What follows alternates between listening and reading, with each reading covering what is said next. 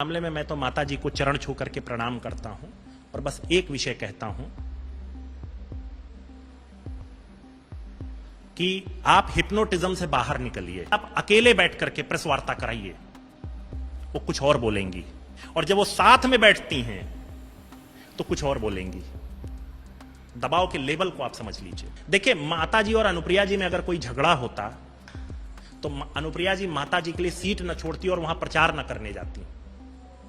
आप इसी से समझ लीजिए कि दोनों मां बेटी में कैसा प्रेम है, पर लड़ाई का कारण कुछ और है। एक अहम सवाल है कि आपके परिवार में झगड़ा बहुत समय से चलता आया है और आज भी देखने को मिल रहा है। आखिर क्या वजह है कि जो पल्लवी पटेल है लगातार आपके खिलाफ इस तरीके के षड्यंत्र या चीजें कर रही हैं? बहुत अच्छा सवाल आपने पूछा और बहुत अच्छा उत्तर आपको मिल गया होगा। अनुप्रिया जी के बगल में सबसे छोटी बेटी अमन बैठी है, डॉक्टर साहब की। अब इससे बड़ा उत्तर आपको मिलेगा कोई? कहीं ना कहीं कोई ना कोई गलती कर रहा होगा, तभी तो अमन नाराज होकर के यहां बैठी हुई है। एक सवाल।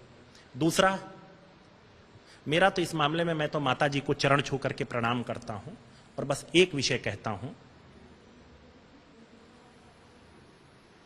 कि आप हिप्नोटिज्म से बाहर निकलिए।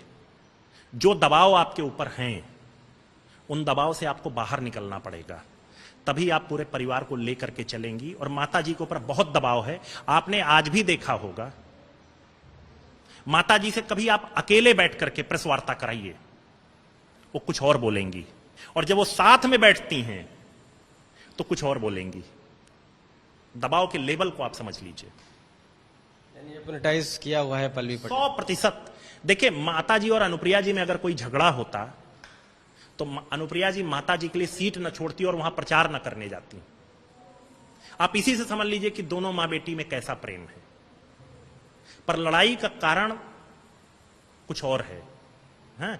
लड़ाई का जो कारण है, अब आपसे एक सवाल पूछूं, जब आप किसी को इतना दबाव में ले लेंगे कि उसका जीना हराम कर देंगे, तो वो आदमी बचने के लिए कुछ भी बोलता है उस दबाव से।